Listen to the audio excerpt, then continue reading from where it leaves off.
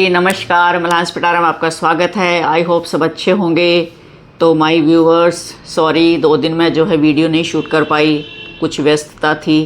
कुछ आजकल दिवाली का चल रहा है, साफ़ सफाई का काम, मेहमान आना जाना, तो मैं आपसे उसके लिए माफ़ी मांगती हूँ और कोशिश करूँगी कि आगे मैं कंटिन्यू रखूँ। तो आज जो मैं कहानी सुनाने वाली हूँ उसका सीधा सीधा हमारे जीवन से बहुत गहरा संबंध है। 4 बातें मैं आपको जो बताने वाली हूँ वो बहुत गहराई वाली बातें हैं और वो हमारे जीवन से ही संबंधित है सारी। अगर हम उन पर काबू पा लें तो हमारा जीवन जो है सफल हो जाता है। तो आज मैं सुनाती हूँ आपको 4 घोड़ों की कहानी।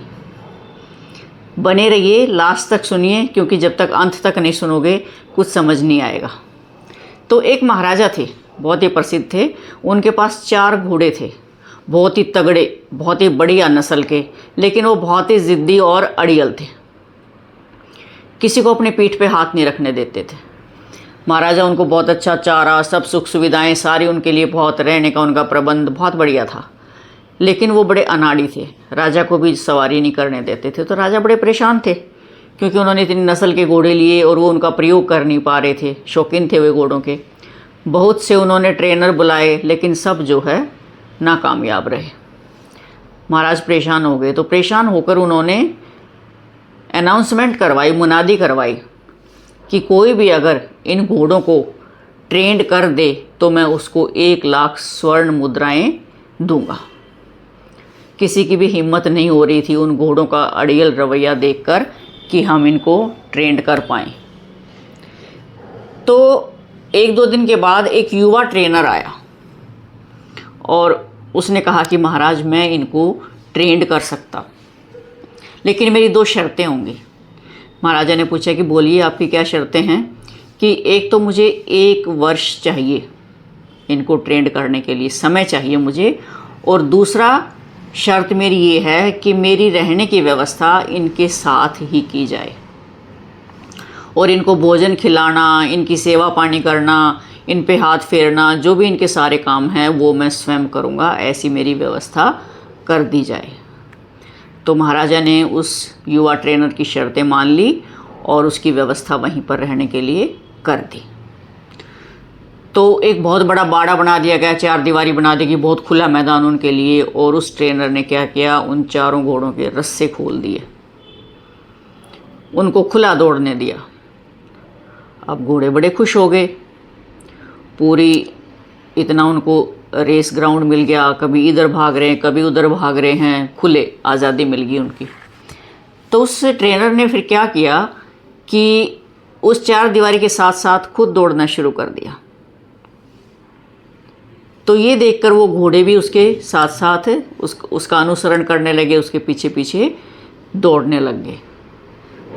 कुछ समय तक वो ऐसा ही करता रहा, घोड़े उसके पीछे पीछे दौड़ते, कभी अकेले दौड़ते, ट्रेनर थक के बैठ जाता, वो घोड़े दौड़ते रहते, वो भी थक के उसके पास ही आके बैठ जाते और रात को जो है उनको वो खाना वाना खिला के, सहला के और उनको रस्से से बांध कर सो जाता।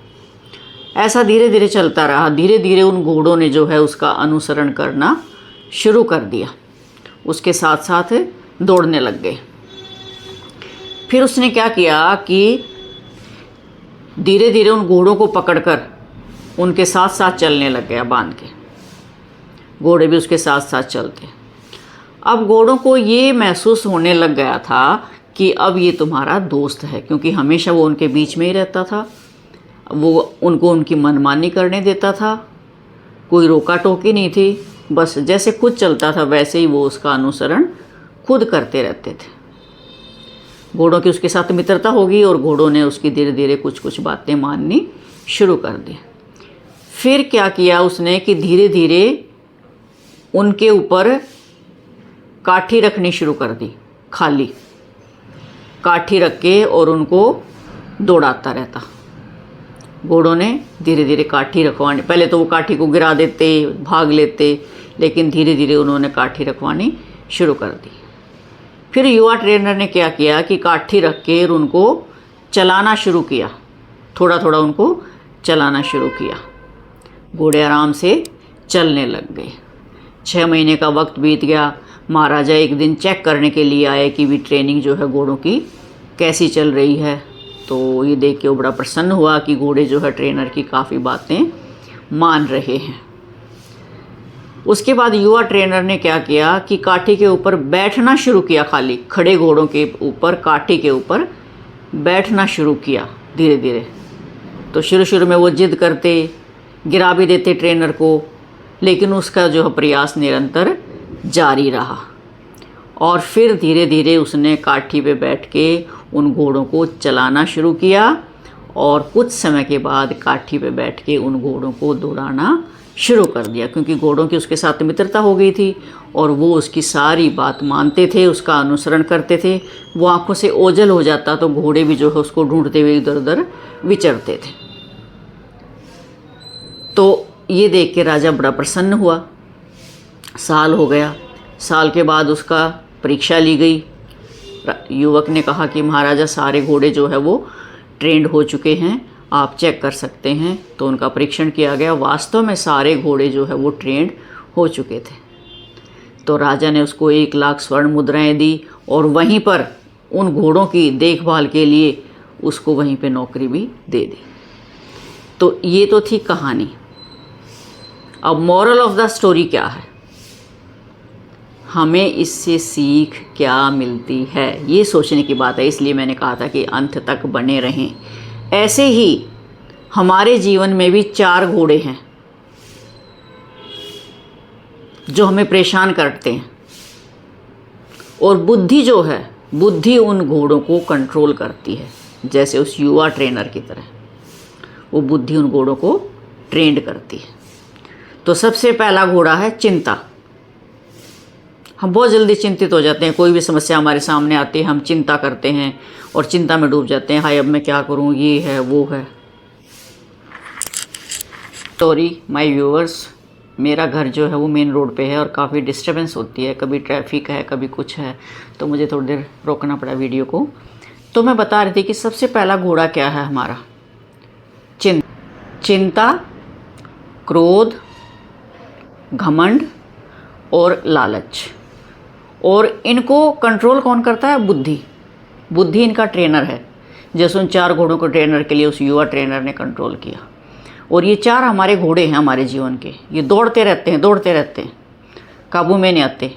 हम कई बार कह देते हैं कि हमारे कंट्रोल से बाहर की बातें हैं। तो बुद्धि से उसको कंट्रोल कीजिए, अपनी क्षमता से उसको कंट्रोल कीजिए। तो सबसे पहला चिंता जो है, कोई भी समस्या आ जाती है हमारे जीवन में, हम असफल हो जाते हैं, कोई हार्डशिप आती है, हम बहुत चिंतित हो जाते हैं और घबरा भी जाते हैं कि अब हम क्या करें। तो चिंता की बजाय चिंतन करें, उसका समाधान निकालें कूल माइंड के साथ, पॉजिटिविटी के साथ। घबराना नहीं है। खाली चिंता करने से क्या होगा, समस्या बढ़ती रहेगी, चिंता बढ़ती ही जाएगी। अगर हम यूँ बैठ के बस सिर्फ चिंता करें, हाँ ये समस्या आ गई है, और बस समस्या को देखते रहें, तो क्या समस्या हल हो जाएगी? कभी भी नहीं होगी और चिंता बढ़ती जाएगी। चिंतन कीजिए, आ गई ये समस्या, कोई बात नहीं, पार्ट ऑफ लाइफ, इसी का तो नाम ज़िंदगी है, संघर्ष। समस्याएं आती हैं और नेचुरल समस्या आते ही हमें चिंता होती है। तो चिंता मत कीजिए, उसको पॉजिटिव लें, कूल माइंड से लें कि ये जो समस्या आई है इसका हमने हल कैसे निकालना है। चिंतन करें, समाधान खोजें, अपने किसी भी जो आपके शुभ चिंतक है उनसे राय लें और हेल्प लें, और जहाँ तक हो सके स्वयं ही उस चिंता का समाधान, समस्या का समाधान करने की कोशिश करें। चिंता ना करें। कहते हैं ना, चिंता चिता समान है। चिता में तो एक बार जल जाता है इंसान, और चिंता जो हो धीरे धीरे खोखला कर देते हैं इंसान को। बहुत सारी बीमारियां आ जाती हैं चिंता करने से, बहुत बीमारियां, हाइपरटेंशन है, डायबिटीज़ है, हार्ट पेशेंट हो जाएंगे, आपको हार्ट अटैक आ जाएगा, बीपी हाई हो जाएगा, कितनी सारी समस्याएं आ जाएंगी।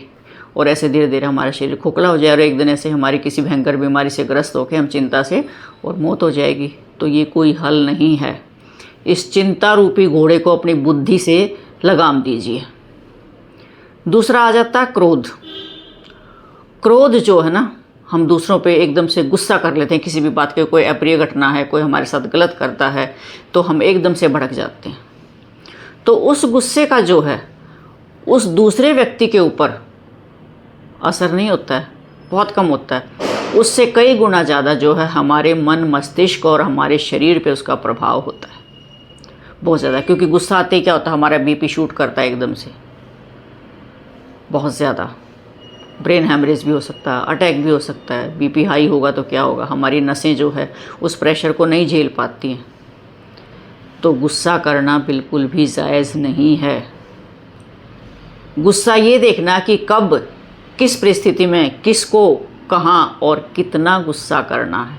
कई बार हो जाती है ऐसी परिस्थिति कि गुस्सा किए बिना काम भी नहीं चलता है, तो उस गुस्से की डिग्री देखनी है कि हमने गुस्सा कितना करना है जिससे हमारे शरीर पर प्रभाव उसका ना पड़े। और गुस्सा इस ढंग से करें कि उसका आपके शरीर पे असर ना आए।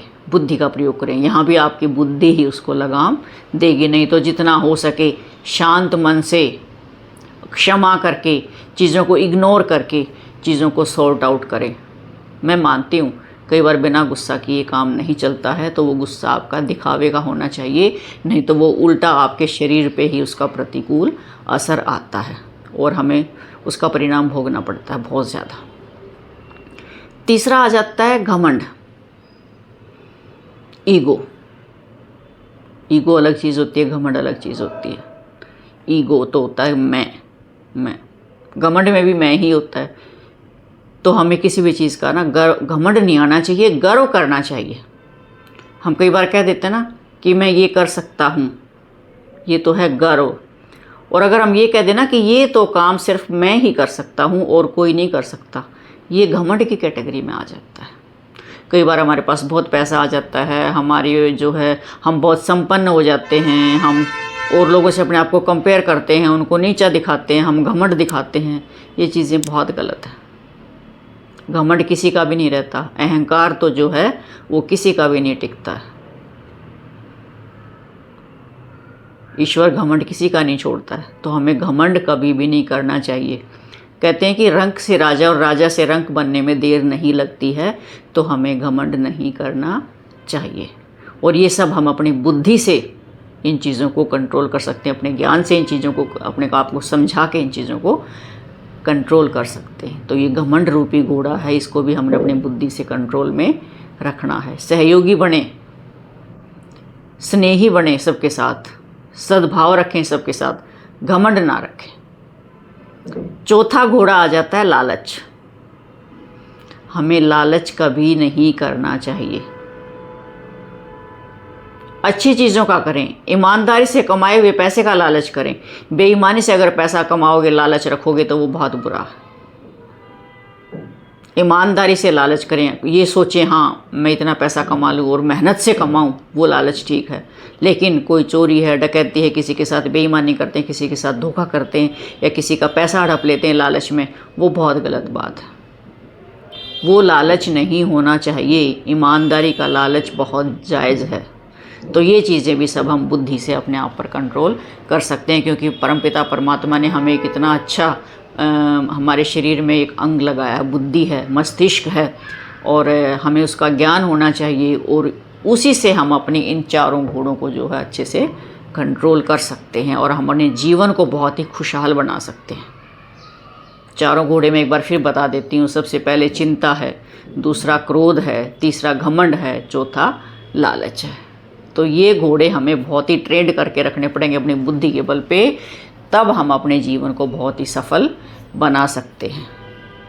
तो ये है मोरल ऑफ द स्टोरी। अगर इन चीज़ों को आप अपने जीवन में उतार लोगे ना, तो मेरे ख्याल से लगभग कष्ट हमारे ख़त्म ही हो जाते हैं। सबसे बड़ा तो चिंता ही है विषय। चिंता ना करें, समाधान चिंतन करें और उसका समाधान खोजें। आई होप वीडियो अच्छी लगी होगी। अच्छी लगे तो भाई लाइक कर देना, कमेंट भी कर देना और शेयर भी कर लें ताकि और लोग भी सुन लें। और चैनल जिन्होंने सब्सक्राइब नहीं किया है वो चैनल भी सब्सक्राइब कर लें। और मिलते हैं फिर एक और ऐसी ही मोटिवेशनल स्टोरी के साथ। तब तक के लिए बाय बाय।